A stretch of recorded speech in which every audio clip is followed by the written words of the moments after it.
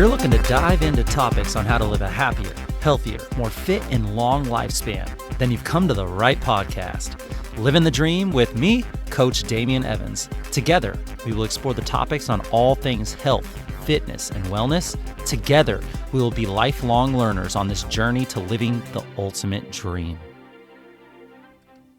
What up, Dream Team? Coach D here, coming at you from beautiful sunny San Diego, and welcome back to the Livin the Dream podcast, where we're going to finish the week strong by covering how to properly fuel our bodies based on what works best for us individually, and in order to reach for our health, fitness, and wellness goals, and in order to live our dream life.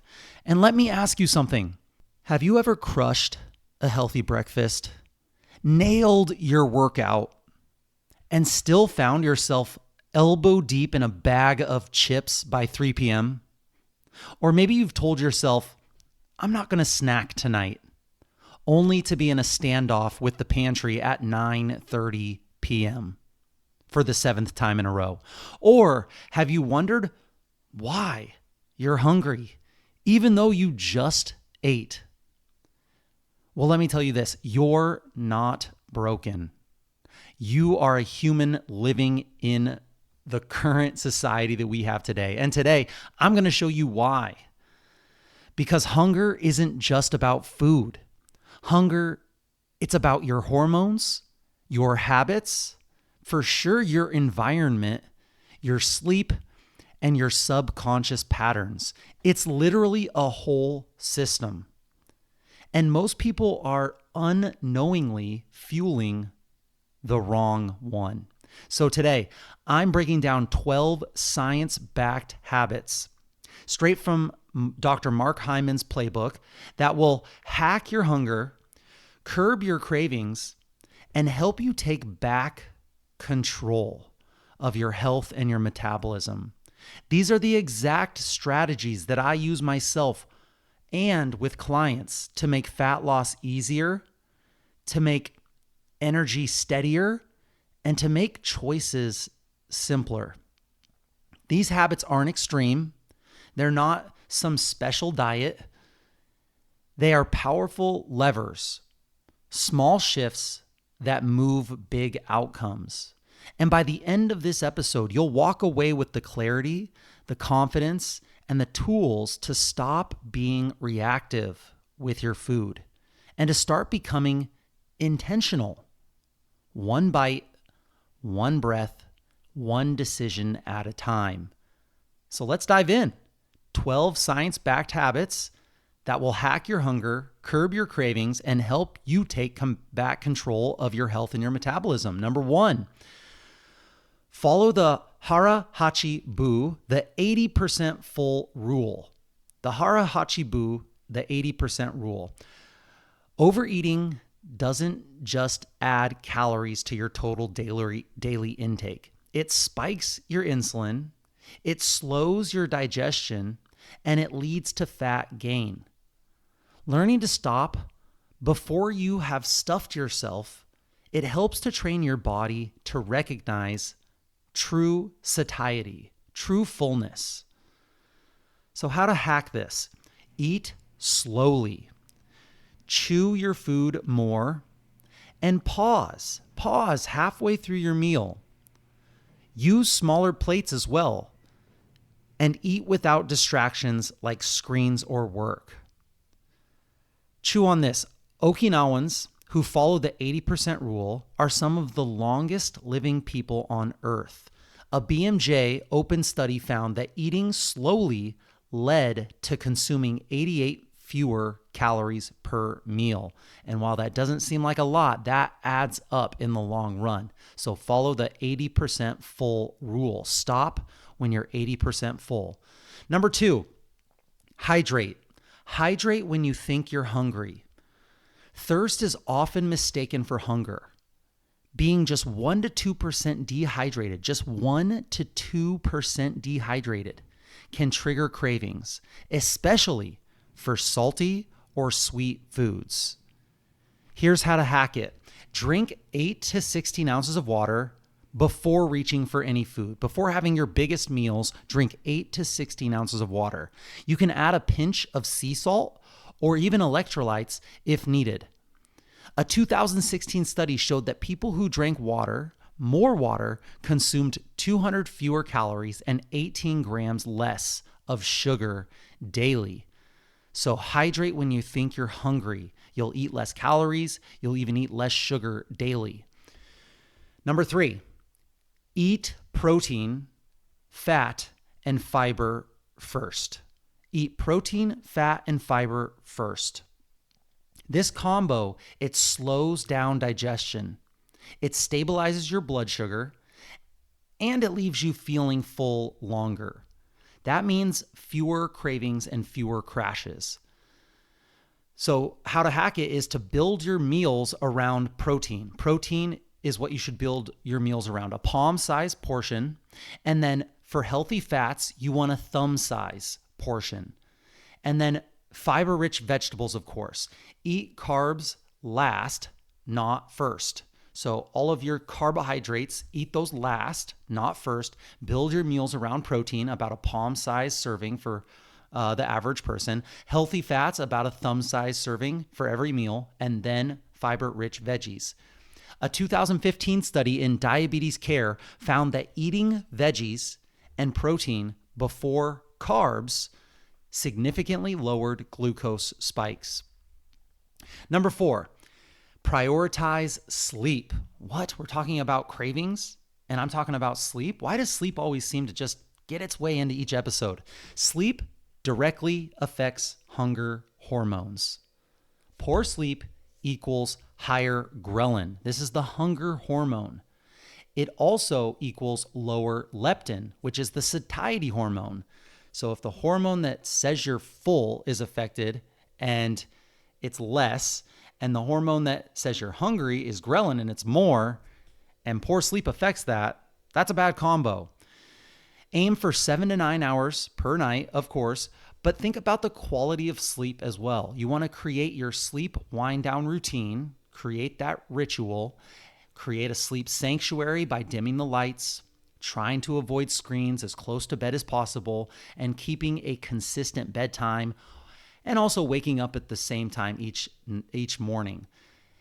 Remember that sleep is the biggest lever that you can pull. We have all of these pillars of health: movement, nutrition, stress management, sleep, community. Sleep is such a big lever that impacts all of these. One night of bad sleep can raise your ghrelin hormone by 20%, your hunger hormone by 20%, just one night of bad sleep, and reduce that fullness hormone, leptin. This makes you crave high density foods, carbohydrates, and sugar the next day. So prioritize your sleep. All right, number 5 on the list of 12 science-backed habits that will hack your hunger, curb your cravings, and help you take back control. Number 5 is move after meals. Yes, we've given this hack on this podcast for years. Walking after eating, it helps with so many things. It helps with your digestion. It helps reduce your blood sugar spikes, and it helps improve insulin sensitivity. It does this by using those beautiful muscles that you have in your body to help uptake that blood sugar. Take a 10-minute walk after each large meal, or after every time you eat if you can. This gets your overall daily movement up. You can stack it with a podcast or a phone call if you want a bonus habit stacking thing that you can do. A 2022 meta-analysis found post-meal walks reduce your blood sugar by 22% compared to sitting right after you eat. So move after your meals. Number 6, clean out your kitchen. You can't out-discipline your environment. I don't care who you are. I don't care if you're David Goggins. If you are exposed in your environment at a level that is just nonstop, you're going to give in at some point in your life. Processed snacks, when they're in plain sight, it equals more cravings and more bites. And in your subconscious, you're seeing these snacks day in and day out. And every time you see those snacks, you are subconsciously resisting the urge to do something that is in our DNA. Get rid of trigger foods. If you have trigger foods like me, it's potato chips. If I have a bag of chips in my pantry, I will demolish that. I could eat it all in one sitting. So get them out of the house or get them out of sight. Replace those easy to access snacks with prepped fruits, veggies, protein snacks in clear containers that make it appealing and something that you can easily get to. Make healthy choices the default. Make the unhealthy choices super hard to get to. You can put it out in the garage, up in the cupboard, and you have to open up 2 things of Tupperware to get to it. Or you can tell yourself that you're only going to drive to the store and get a single serving. If you can have it, you can have it, but you have to go through all of these hoops to be able to get to it. People who kept soda or snacks on the counter weighed up to 26 pounds more than those who didn't. A 2016 article in Health, Education, and Behavior. People who kept soda and snacks on the counter weighed 26 pounds more than those who didn't. That is huge. So clean out your kitchen. Number 7 on this list of 12. Number 7, we kind of touched on this on rule number 1, but it's eat slowly and calmly. Eating fast bypasses your fullness signals. It takes about 15 to 20 minutes for your brain to realize you're full, for those mechanoreceptors in your stomach to feel stretched out enough to tell the brain that you're full. Here's how to hack it. Stop, breathe before you eat. Take 9 breaths, focusing on a long exhale. This is where religions that have prayer before they eat a meal, they're really onto something here. Calm down, stop, slow yourself, take a few deep breaths, get yourself from that fight or flight, go state that you're in all day long into a more rest and digest state. Put your fork down between bites. If you're like me, you are already shoveling in the next bite right as that first bite just went in your mouth. And then try to chew your food. Think about the food has to go through your entire digestive system. Once it gets past your teeth, it's going to be your intestines, your stomach, all those things that are just churning and squeezing and slowly making its way down your digestive tract. Do your digestive system a favor and chew your food enough to be able to do most of the work so that it doesn't have to do so much work as it goes down the digestive system. This is where I really struggle. I'm not even going to lie. This is like a do as I say, not as I do type of thing. I am the fastest eater in the world. I will not deny it. I was raised in a family with 5 boys at the kitchen table with 1 plate of food, and I was raised military, so we had to eat as fast as possible. And I think I do see a downside from it. I don't think I'm getting all the nutrients from my food that I could be getting when I eat as fast as I do. So I will try to work on this as well. But number 7 on the list, eat slowly and calmly. People who eat slowly consume fewer calories and they report greater satisfaction with their food. Number 8, stop eating about 3 hours before bed. Stop eating your big meals about 3 hours before bed. Late night eating has been shown to throw off digestion, and it also affects your sleep. And it increases fat storage due to insulin resistance. So set a kitchen curfew, brush your teeth, or drink herbal tea after dinner. I've found that brushing your teeth after you eat your last meal is a huge hack to not letting yourself snack after you have brushed your teeth. Make sleep your signal that the eating window is closed.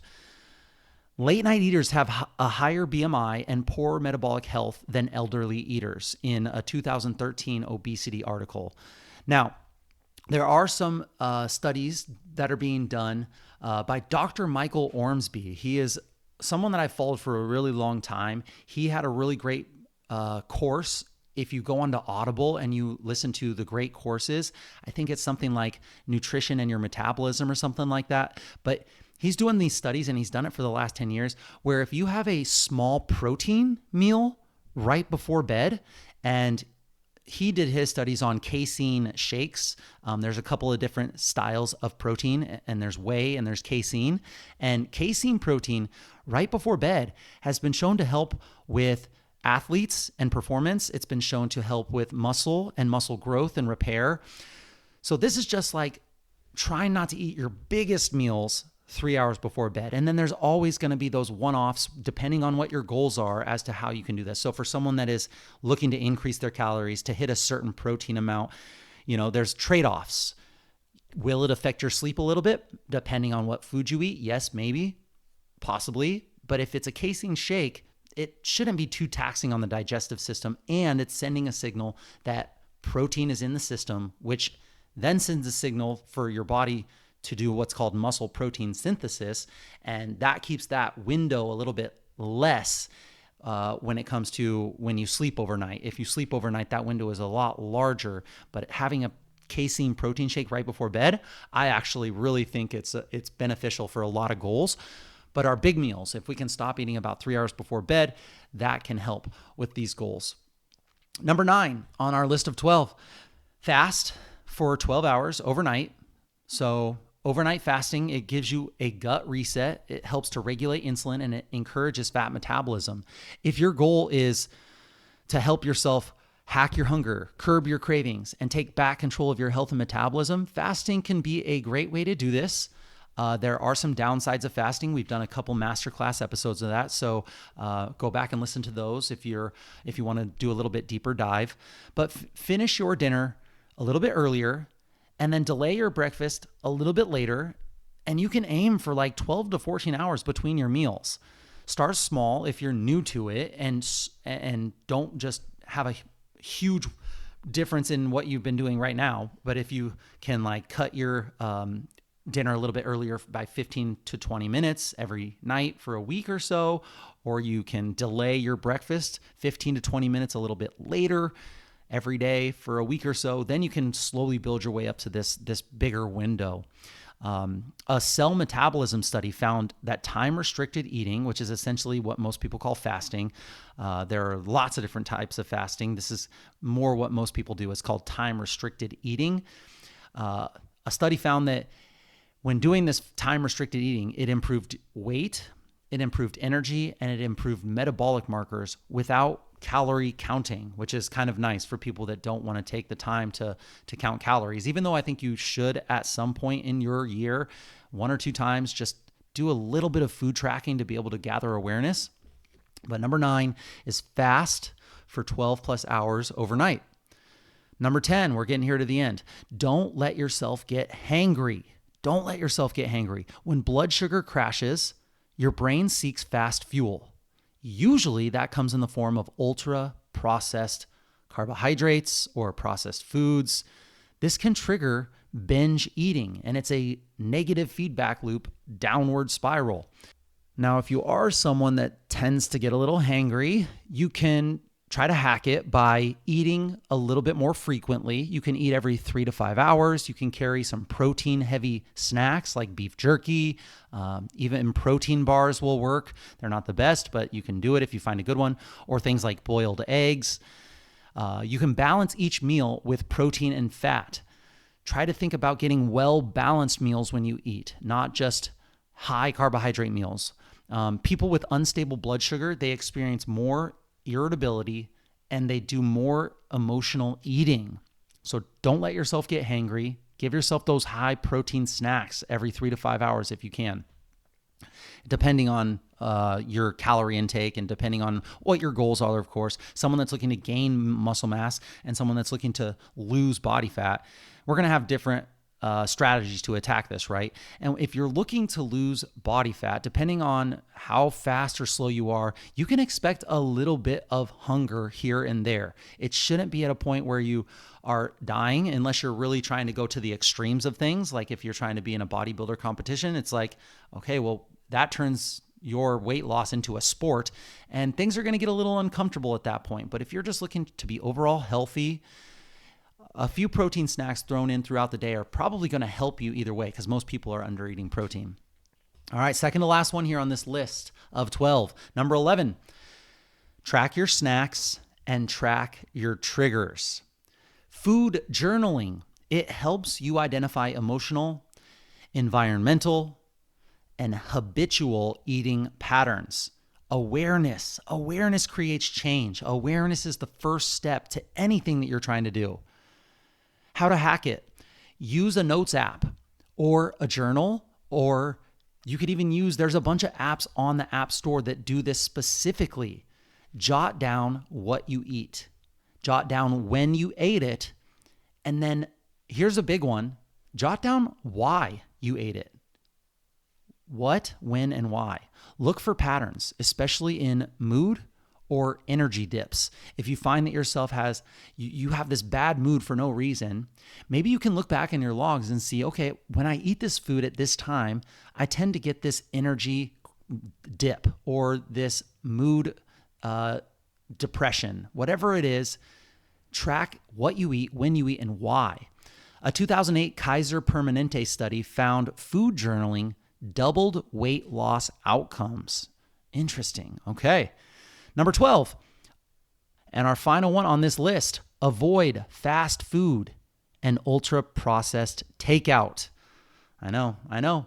Fast food and takeout are engineered to override our satiety signals. They have engineers and they have scientists working to hijack your brain and leave you wanting more. It's their job.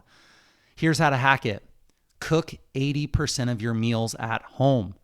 80% of your meals are prepared at home. Prep a few go-to options. Learn 3 easy meals that you can rotate and freeze leftovers to always have healthy food on hand. I know a few of my friends that make 30 burritos at the beginning of the week and they eat a couple of those a day. I know I have the most success with buying a bunch of ground beef and I cook a bunch of ground beef all at once. And then I have these microwave white rice things that I put in the microwave that I got from Costco.